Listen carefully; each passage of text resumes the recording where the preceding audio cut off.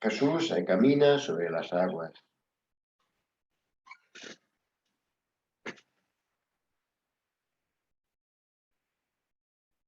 Nos damos cuenta de la necesidad que tenemos de Dios. El pasaje de Jesús caminando sobre las aguas nos recuerda el dominio divino sobre toda la creación. San Pedro, movido por la fe en Cristo, también camina sobre las aguas y al darse cuenta de lo que hace, caminar sobre las aguas, siente el viento y la humedad y se olvida de Jesús y comienza a hundirse. Vamos al pasaje evangélico. Capítulo 6 de San Juan. Jesús, conociendo que estaba dispuesto a llevárselo para hacerle rey, se retiró otra vez al monte solo. Todo este capítulo está orientado para enseñarnos la fuerza de la Eucaristía. Primero está referencia a la multiplicación de los panes y los peces que hace Jesús, a dar de comer a tanta gente. Pero Jesús no quiere el reinado terrestre, sino quiere reinar en nuestros corazones. Por eso se retira cuando pretenden hacerle rey de Israel. Sigue diciendo el Evangelio. Cuando estaban atardeciendo, bajaron los discípulos al mar, embarcaron y pusieron rumbo a la otra orilla hacia Cafarnaúm. Ya había oscurecido, y Jesús aún no se había reunido con ellos. El mar estaba agitado a causa del fuerte viento que soplaba. Vemos decir que los apóstoles, obedeciendo al Señor, volvían a Cafarnaúm.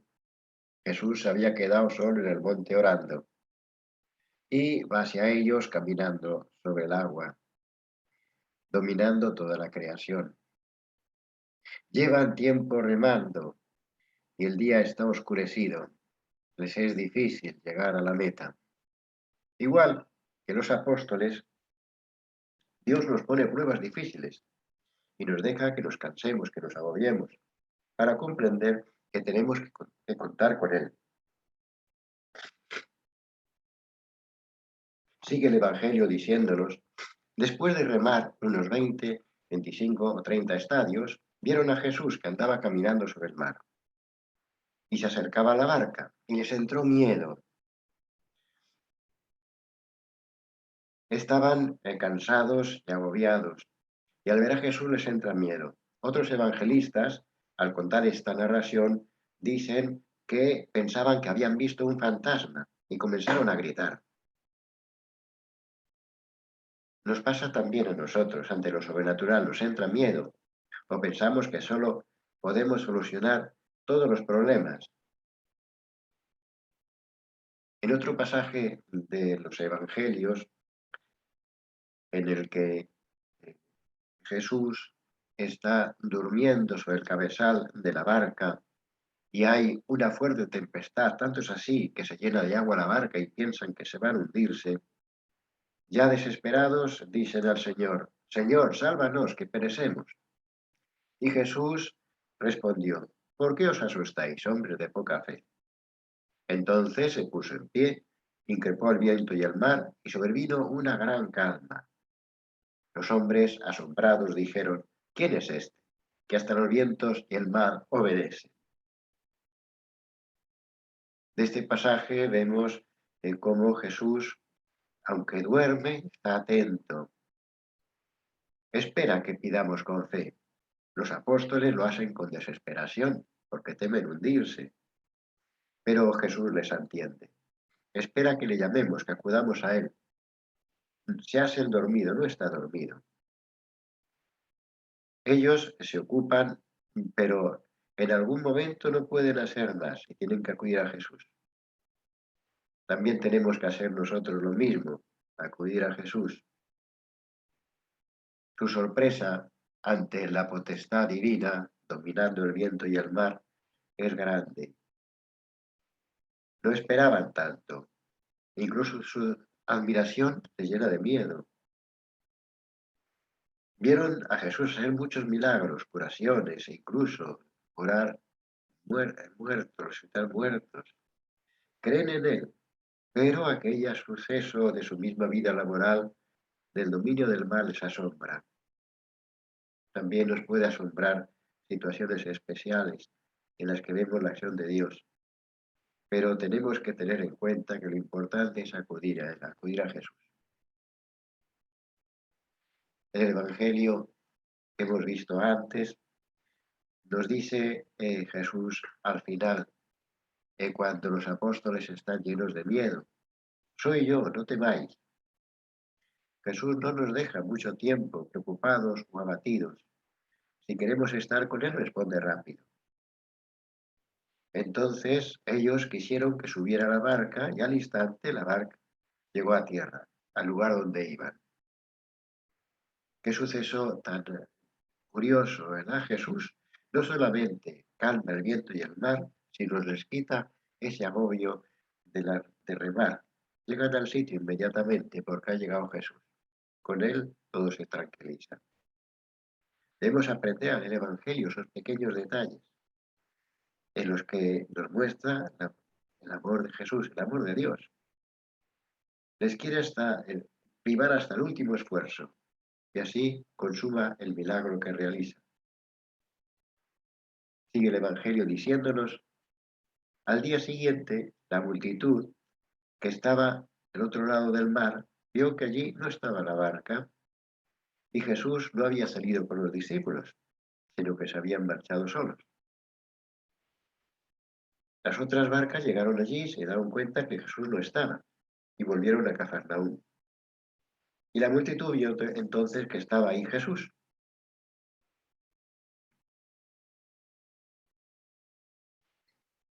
Todo esto es como motivo del milagro.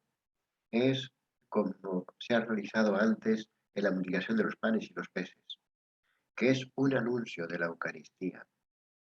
Todo este pasaje es el anuncio de la Eucaristía, de la presencia de Jesús en el pan.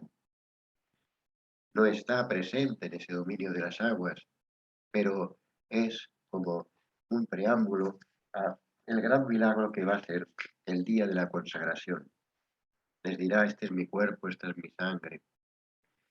Y se escandalizados se van. No son capaces de ver ese gran milagro que ocurre todos los días en la Santa Misa. Nos está hablando a nosotros. Tenemos que pensar esto cuando nos damos cuenta de estas maravillas de Dios. Mucho más importante, más maravilloso todavía, aunque no se ve, es la presencia de Jesús en la Eucaristía. Es la realización de toda la acción redentora, muriendo en la cruz, ofreciéndose por nosotros y dándose el alimento para darnos su vida. Un milagro impresionante. Ojalá me dé cuenta de este gran valor de la Santa Misa para poder vivirla con frecuencia y vivirla bien.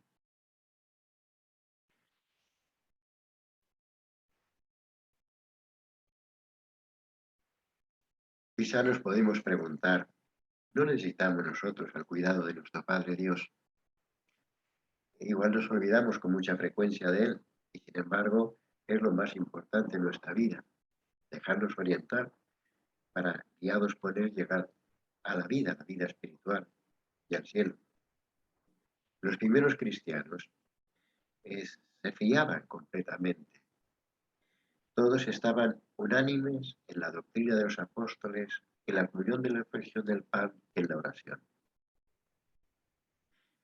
Ahí tenemos que estar atentos, a estar pendientes de esa comunión entre todos, la doctrina, la comunión, la fracción del pan, la Eucaristía, la oración, los grandes medios para vivir la vida cristiana. Si no conseguimos aprender a hacer oración, realmente difícilmente vamos a estar con Cristo. Y para eso hay que conocer la doctrina, conocer esa vida del Señor y su enseñanza, leer el Evangelio despacito, con calma, para meternos en las escenas y aprender de ellas, queriendo descubrir lo que Dios me dice. Dificultades vamos a encontrar siempre. Nos ocupan la cabeza, nos infraquilizan, porque no pensamos que podían ocurrir o porque debíamos nosotros superar todo aquello y no podemos. Hay personas a las que las cosas les va bien, nadie les pide más, ¿eh? A veces tenemos afán de perfeccionismo, de hacer todo por nuestra cuenta, y eso puede llegar incluso a la enfermedad, a estar demasiado agobiados. El caso contrario es el vago, el perezoso, el que no hace nada, ese no está en la órbita de Dios.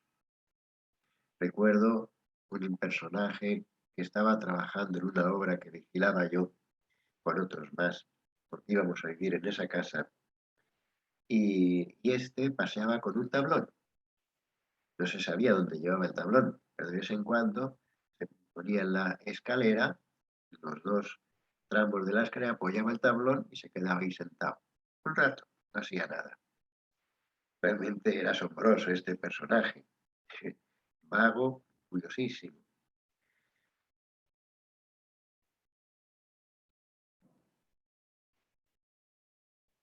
Bueno, ya estamos entonces pensando en la importancia de tener a Dios. Que Dios sea el que nos guía interiormente, a través del alma, por la conciencia. Hay que escucharle bien y hacer aquello que nos pide. Y pedirle, cuando es lo que queremos, Él nos dará siempre lo mejor. Si no es así, estamos anclados en nuestra soberbia, en que nosotros somos capaces de hacerlo todo. Y no, debemos dejarnos guiar por Dios, que actúen en nuestra libertad. No nos obliga nunca. Siempre tenemos que decirle que sí, pero que nos oriente para poder decir que sí a eso que Él me pide. Realmente podemos decir que Dios no habla al conjunto, sino uno a uno.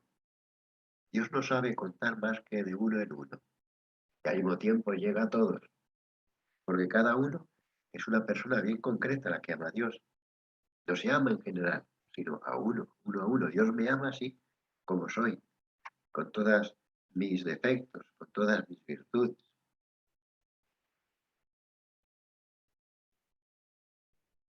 En una ocasión, San José María, estando enfermo, como hace mucho tiempo, 1949, principio del Opus Dei, había poquitos del Opus Dei, y quería que se llegase a todas partes, a todos los lugares. Era el día de su cumpleaños. Y entonces llamó, estaba en ese momento enfermo en la cama, pero allí se juntaron unos cuantos. ¿Y qué estuvieron diciendo? Había que ir a todas partes del mundo. Desde Madrid llegar a todas partes del mundo. Hablaba de esa expansión, de la formación cristiana en todas partes del mundo. Y fue así. Y aquellos que eran jóvenes, realmente muchos lo hicieron, a distintos sitios.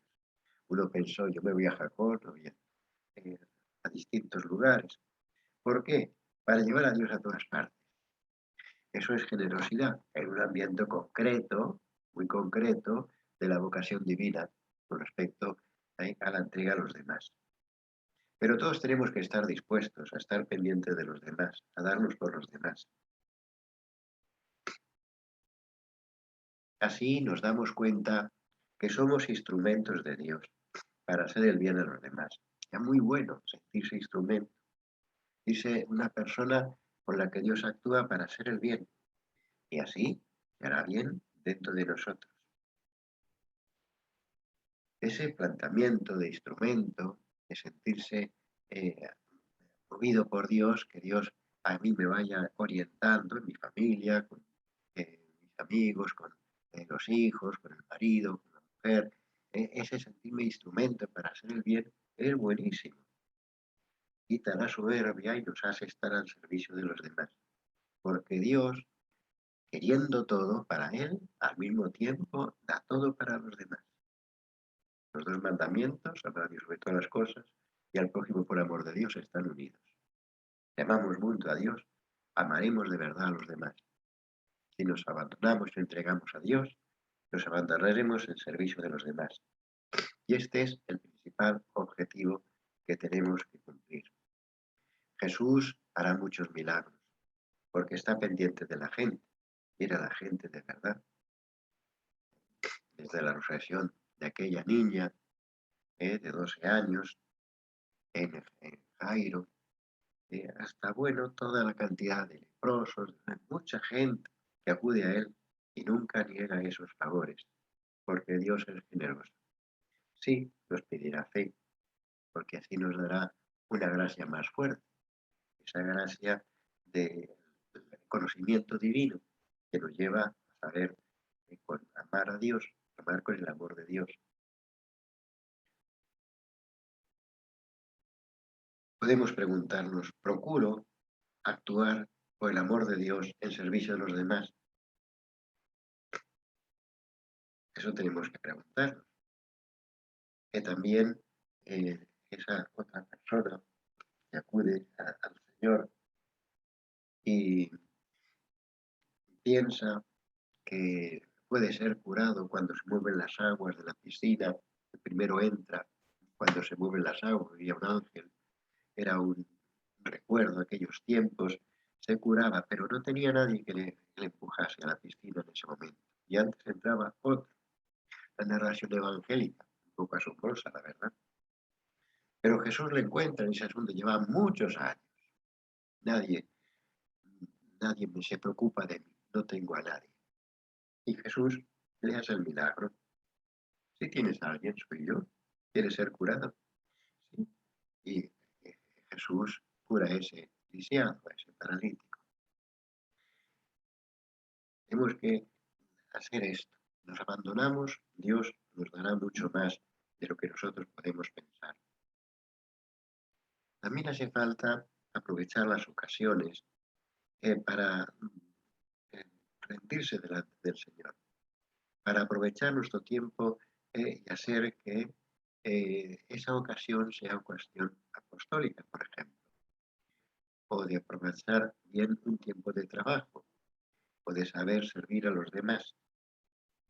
Me contaron un suceso de una chica que iba a ir a una meditación y no quería ir sola y llevarse a una amiga. En ese momento no lo consiguió. Iba caminando y se paró en un semáforo. Allí también coincidió otra chica. Y entonces le explicó, ¿dónde vas? Pues mira, voy a una meditación porque ahí me puede servir para mejorar el amor de Dios y todo esto.